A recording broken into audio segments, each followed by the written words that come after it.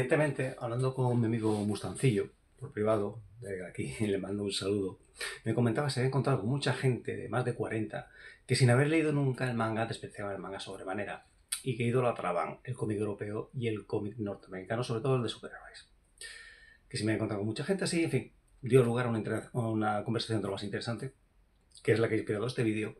Nuevamente dar las gracias a Mustancillo y francamente respecto a por qué la gente más de 40 idolatra o ve como superiores el cómic europeo y el cómic americano, sobre todo el de superhéroes, yo me centraría en verlo desde el punto de vista histórico, de una época, contextualizarlo en una época, en un ambiente y en una experiencia vital de cada uno. ¿Por qué? Porque los que crecimos en los 80, los 90, ¿qué era lo que teníamos? Aparte de Morte de Filemón, Carpanta, etcétera, etcétera. Pues teníamos, por una parte, el cómic de superhéroes, que después de los desastres de Vértice y Bruguera, pues se había diversificado en Forum con Marvel por un lado y 5 con DC con otro. Por otro. Y teníamos el cómic europeo, el clásico franco-belga, Spirou, Tintín o Asterix y Obelix, y cosas que iban llegando cada vez más novedosas, como era, por ejemplo, el caso de la obra de Jean Giraud, Gir, Moebius, etcétera, etcétera, Blueberry, que es todo un clasicazo, incluso autores españoles como Hernández Palacios con McCoy, dado que en aquella época el western pegaba muy fuerte. Acabamos de terminar con inicio de una dictadura, el cine de acción más potente de aquella época era el western y yo creo que todo el mundo se acuerda de las películas de John Wayne y Gary Cooper que nos ponían los sábados por la tarde a mediodía después del almuerzo. Los más viejos seguro que se acuerdan. Entonces digamos que era lo que teníamos en aquella época. Con lo cual, si tú has crecido en aquella época, en los 80, 90, si eso fue tu infancia, adolescencia o adolescencia, entrada en la primera madurez en torno a los 20, es lo que conociste, con lo cual, ¿qué es lo que te va a gustar? Te va a gustar Spider-Man, te va a gustar Batman, Daredevil y toda la patulea. Con lo cual, el cómic japonés lo vas a ver como un poco meh. Sobre todo si nos metemos históricamente en cómo entró en España el cómic japonés. Por poner un par de ejemplos de aquella introducción, además fue de la mano de Planeta, tenemos por un lado Santuario y por otro lado Karin Freeman, dos obras clásicas del manga. Estos son auténticas joyas de Kazuo Koike y Ruichi Kigami por un lado, Karin Freeman, y de Sho Fumimiura y Ruichi Kigami nuevamente a los lápices, Santuario. Esto hoy día está, como quien dice, casi descatalogado. Por suerte, en enero, Planeta anunció que nos volvía a traer Santuario. ¿Vale? Pero estas son las ediciones de aquella época. Como se puede ver, pues prácticamente tapa, bueno, una rústica muy blanda en este caso, en el de Santuario, como quien dice un flexibook, por no decir un TPB de toda la vida, en el caso de Karin Freeman. La entrada no fue la mejor, empezando porque para evitarse el formato japonés, que recordemos que se lee del revés con respecto al español o al occidental, es decir, empezamos por el final y terminamos por el principio, aquí lo que hicieron fue espejar las páginas para adaptarlo al formato occidental, con lo cual aquí servidor, hablo en mi caso en concreto, me llamó mucho atención eso de que la cantidad de zurdos que hay en Japón, cágate, todo el mundo es zurdo. No, era que espejaba las páginas. Como digo, pues no fue lo mejor. Fue un buen intento por parte de Planeta. Las traducciones no eran malas del todo, los formatos, bueno. También se adapta mucho a lo que veía en aquella época. Un cartón, como quien dice, quedaba reservado al cómic europeo. Blueberry de Grijalbo Dargao, si no recuerdo mal, que era lo que lo editaba en aquella época, sí te lo ponía en cartoné. Pero eran formatos caros, eran formatos muy, muy caros. Esto era lo que quedaba a pie de calle, era batito y era accesible al bolsillo de cualquier lector. Por suerte, a posteriori, Planeta nos trajo Karin Freeman, de nuevo. Esta vez a la... Un momento, no me sé... Ahí va. A la occidental, leyéndose el formato que todos estamos habituados. Pero no siempre pasó así. No siempre pasó así, los que gustan más del manga y lo han seguido prácticamente desde el principio en España, pues se acordarán, por ejemplo, de la época de Manga Line o de Otakulan, que fue Otakulan que nos trajo de vuelta Santuario en formato oriental, en formato japonés, lo podemos leer así, pero con sus fallas, también tiene sus historias. Y en el caso de Otakulan, pues espero que se vea. Soy uno de los orgullosos propietarios del famoso volumen 4 Santuario con las páginas rosadas. Creo que en esta se va a ver mejor. El tema de las páginas rosadas fue un fallo de impresión garrafal, como se puede ver, en el cual se creó una imagen fantasma por un fallo en la pigmentación y la colocación de planchas. Y bueno, esto queda prácticamente como una curiosidad, es una rara avis. Esto queda ya pues para coleccionistas, de hecho en segunda mano está a precio astronómico, esto es una auténtica salvajada. Pero como digo, en enero, cuando se celebró creo recordar fue el Salón de Manga, de Manga en Barcelona, las editoriales sacaron músculo, dijeron las licencias, Planeta se le fue la olla completamente. Creo recordar que fueron 31 a 33 licencias las que presentó, entre ellas, la de Santuario. Con lo cual, una obra capital, porque para mí esta obra es capital, porque probablemente sea la mejor obra de ficción en manga que trata el tema de la relación de la Yakuza con la política. Vuelve de nuevo a las tiendas y podemos volver a disfrutar las estanterías, esta vez de la mano de Planeta. Lo cual para mí, por lo menos, sí es un garante. Los precios, no lo sé. A ver con que nos sorprende Planeta. Entonces, ese desprecio del lector clásico o el lector ochentero, noventero hacia el manga, ¿de dónde viene? Pues probablemente porque, como acabo de explicar, la introducción a España al manga no fue la mejor, como pasó en su momento con Superbel, como pasó con Vértice, como pasó con Bruguera.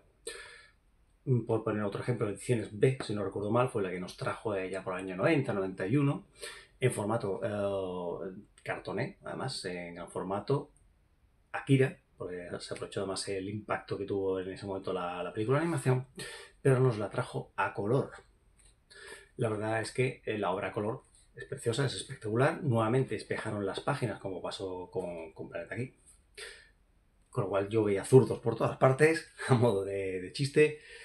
Pero sí es verdad que para mí el gran punto fuerte del manga, desde luego, pues es justamente el blanco y negro. Ese impacto visual que tienen las sombras, las figuras, los relieves que se organizan, aparte del enorme, inmenso detalle en cuanto a dibujo que puede llegar a tener el manga. Nuevamente, esa edición a color es otra rara avis, es otra curiosidad. Yo particularmente me gusta más el manga en blanco y negro, me parece una puñetera gozada. No puedo decir que el manga sea inferior, de hecho, cuando pude volver a retomar la afición con regularidad al mundo del cómic, allá por 2019, el manga entró rápidamente. Yo también era de los que el manga, bueno, no sé por qué lo había picoteado, como acabo de demostrar, pero tampoco. Y empecé a repicotear. Y bueno, pues el grueso de mis estanterías pues actualmente es manga, como se puede ver. Bueno, esta es la parte más de cómic americano y de tal, pero el grueso gordo, gordo, gordo es de manga. ¿Es inferior? No, para mí particularmente el manga es muy superior al cómic americano, empezando porque no se encuentra limitado por el Comic Authority. En eso sí es verdad que el cómic europeo es mucho más liberal que incluso pisa y traspasa líneas. Y por poner un ejemplo, pues vengo aquí a mi propia estantería y voy a poner un clásico español como es el Torpedo de 1936 de Evolution de Panini. Aquí lo tenemos en formato de tapa holandesa, perdón, de encuadernación holandesa. Lomo curvo, letras en bajo relieve, esmaltado. Aquí. El formato del vídeo cosido en colado y con cinta punto de lectura, que me encanta, que por cierto se me está yendo, por lo que estoy viendo. Qué putada mi brigada. Pero esto sí, no me van a censurar el canal. Una obra como esta no se vuelve a hacer. Por la profundidad de guión, por lo macarrónico que era el guión. Recordemos que esto nace a principios de los 80, si no recuerdo mal. El primer número de Torpedo es de 1981, que no lo dibujaba entonces Jordi Bernal, lo dibujaba Alex Todd, otro legendario. Lo que pasa es que hubo diferencias creativas importantes, además, entre Sánchez Abuli y Alex Todd, por el tema sexual, por el tema del macarrismo que quería desplegar Sánchez Abuli. Alex Todd era un hombre mayor y decía que él no se metía en esas berenjenales. Entró en lead el catalán Jordi Bernet y nos queda esta auténtica joya, porque esto es una maravilla del cómic español. También digo, esto a día de hoy no hay quien tenga huevos de hacerlo. básicamente. ¿Por qué?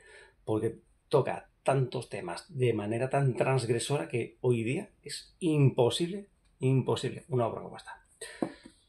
No obstante, yo la recomiendo. Esto es historia del cómic, es una auténtica joya. Los juegos de palabras que utiliza Sánchez Abulí son una puñetera gozada, de verdad. Son divertidísimos. Usa el lenguaje como le da la puñetera gana. El dibujo de Jordi Bernet es alucinante. No abro más porque me puedo encontrar con una burrada y me tumba en el canal. Pero esto, para mí, sí es un imprescindible. ¿Sí? Para el cómic español de los últimos 30-40 años, esto debe estar en cualquier estantería. Que a veces me habéis preguntado, ¿por qué tienes 2 ediciones de Torpedo? Pues muy sencillo. La segunda edición realmente fue la primera que compré. Fue una metida de pata mía. Que luego me la quedé. Luego me la quedé ya. ¿Por qué? Porque no me di cuenta, la compré en italiano. Pero dije, bueno, ¿y cómo sonará el señor Luca Torelli en su lengua vernácula, en italiano? Ya que esta no puedo enseñarla. Yo esta tampoco. Tampoco. Bueno, enseño la portada porque las 3 páginas que he abierto, las 3 son de gol. ¿Cómo sonaría Luca Torelli en su lengua materna, dado que se trata de un sicario siciliano que trabaja para la mafia neoyorquina?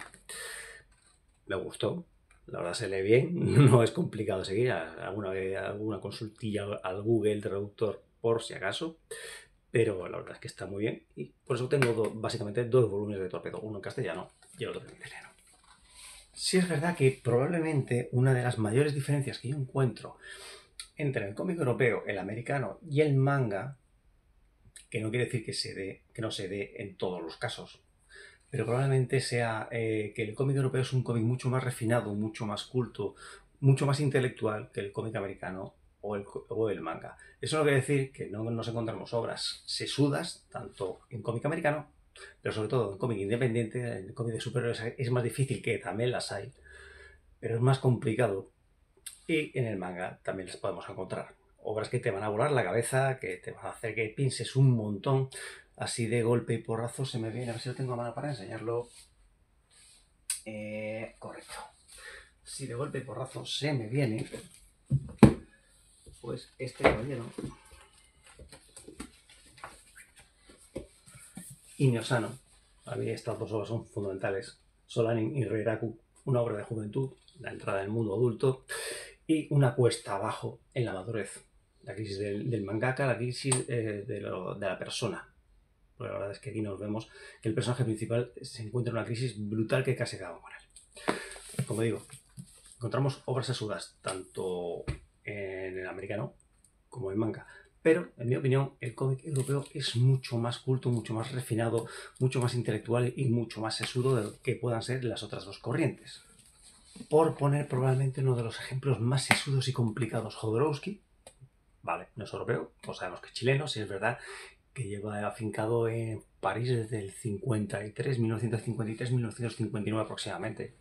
Su producción de cómic es compleja, no, lo siguiente, y probablemente lo más complejo, lo más sesudo, sea esta obra de arte de Linkal, además dibujado por Jean Giraud, alias Gir, alias Moebius, alias la Neotrinidad, alias... Es lo que tiene fumarse lo que se fumaba este hombre. Ni más ni menos. Esto es una auténtica joya. Y para mí es el gran ejemplo del cómic europeo más sesudo que se puede meter uno entre pecho y espalda. Advertencia legal, no os fuméis esto toda una tarde. Que yo me lo hice. Me lo fundí en una tarde entera y sigo aquí tan...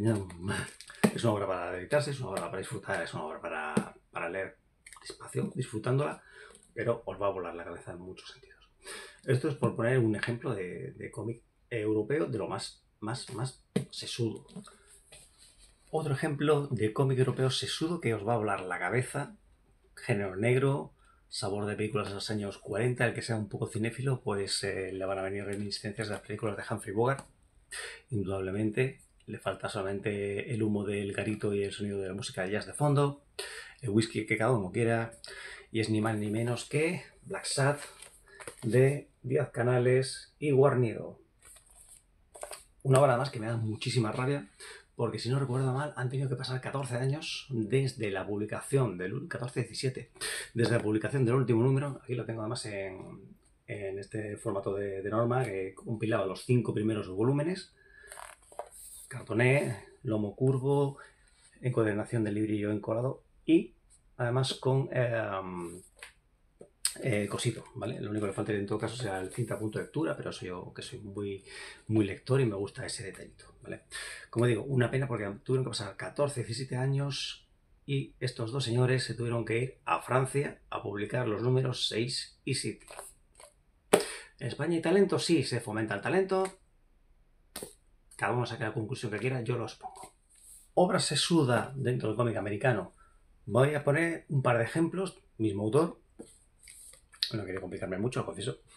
Pero el mismo autor, uno, digamos, de cómic de superheroico, uno de cómic más independiente, una línea más marginal. Empezamos por el independiente. El autor es ni más ni menos que Brubaker. Me imagino que más de uno de dos ya se lo imaginaban. En este caso, Velvet. Un homenaje al cine de James Bond, a las novelas de Bond y de Modesty Blaze. Todo un clásico del cine o de la corriente más de espionaje. Aquí el señor Brubaker nos regala una auténtica obra de arte con una protagonista que deja pozo y que no te deja indiferente. Muy sesuda, te deja con mucho que pensar y la verdad, mola tela. Como digo, sin movernos de Brubaker y esta vez ya en género superheroico, de un lado Incógnito y del otro Sliver. Aquí mezclamos superhéroes con noir, con intriga, con lo que te dé la gana. El tándem nuevamente el Brubaker Sean Phillips. Esto es una auténtica joya. Son dos auténticas joyas. Para mí es un imprescindible y desde luego una vuelta de tuerca brutal al mundo del superhéroe. Como digo, los dos vuelan la cabeza.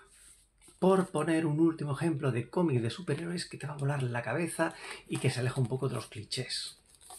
Naturalmente, Invencible. Señor Robert Kirkman aquí reinterpretó el mundo del superhéroe del mismo modo que Garth Ennis lo hizo con The Voice. Con The Voice nos presenta unos tíos endiosados que son auténtica morralla, pero salvan el mundo. Algún defectillo que tener. Aquí nos cogemos a Peter Parker, nos cogemos a Dick Grayson, los fundamos un uniforme de estilo de Booster Gold y a disfrutar. Importante, el papi Superman. Como está hecho, pero Superman. Y eso que no había pasado entonces lo de Henry Cavill. Pero lo divertido viene a posterior. ¿Qué? ¿Te has pasado bien pegándote con este supervillano? No sé qué, sí, ¡guau! Has visto reventado 5 edificios. ¿Sabes cuánta gente ha muerto en cada edificio? Toda acción tiene una consecuencia y aquí se plantea, aparte de la entrada de la madurez de la propia persona, en el caso del protagonista, de Mark Grayson, aparte de los primeros contactos con el amor, aparte el choque, que no voy a decir de dónde viene, porque eso tenéis que leerlo, esto lo tenemos en el número 7 dentro de esta edición que nos presenta Planeta, fantástica, espectacular. ¿Qué más se puede pedir? Finalmente, unos cuantos ejemplos más, esta vez en manga, de obras de distintos géneros que te van a volar la cabeza, que te van a hacer pensar en un montón de cosas. De entrada vamos a empezar con uno de mis géneros favoritos, que es el del terror. Una obra basada en un juego tradicional, el juego de las 100 historias de muerte, que es justamente el juego que da título a la obra. Por desgracia, DCC no nos va a llegar en mucho tiempo, en la cual se cuentan 100 historias de fantasmas, pero nada de lo que ves es lo que quieres ver. Y lo dejo ahí. Si te atreves, léela. Y ve pagando una vela cada vez. Mola. La siguiente, con un planteamiento inicial muy similar al de 28 días después o The Walking Dead, nos encontramos con esta joya. Manhole de Tetsuya Tsutsui, autor de Reset, entre otras obras. Esto es una obra de arte. Nuevamente nada es lo que parece y te termina volando la cabeza, pero a base de bien. Finalmente, probablemente uno de mis autores, por no decir mi autor favorito, pero vamos, lo voy a dejar en uno de mis autores favoritos, el auténtico genio de la conspiranoia, el maestro Naoki Urasawa. Solo puedo presentar dos obras, entre muchas, pero estas dos. Monster, evidentemente, el epítome, la cumbre del maestro Urasawa. Esto te va a volar la cabeza sí o sí. Lo tenemos en Editorial Planeta, en formato Kanzenban. Rústica con sobrecubierta. Primera lámina la enseño aquí, a color, además con difumino. Vemos aquí la portada. encuadernación de librillo con encolado y lomo liso. Lo enseño también. ¿Vale? Y finalmente, probablemente una de sus obras más minusvaloradas, y sin embargo es una auténtica joya, Billy Bat. Esta también está licenciada por Planeta. Este es el formato batito. Suele venir en rústica con sobrecubierta con solapas. Encuadernación de librillo con encolado, lomo liso. El dibujo del maestro Rosawa, absolutamente reconocible. Y esto es una auténtica voladura de cabeza. Te va a deconstruir toda la historia y te la va a volver a reconstruir para que encaje todo completamente en esta historia en la que nada es lo que parece. Por resumir, hay gente que nunca ha leído un manga, ya no solamente de 40 años o más, sino incluso más jóvenes, y lo minusvaloran, sí, cierto. Se van a ir siempre al europeo, se van a ir siempre al americano de superhéroes. ¿Es lo correcto? No. Lee, disfruta, compara. Yo le di una oportunidad al manga en 2019, hoy día soy un enamorado del manga, me gusta muchísimo más que el cómic americano, lo veo mucho más completo, lo veo de hecho mucho más transgresor porque se atreve a tratar temas que no, el cómic americano no aborda ni de lejos.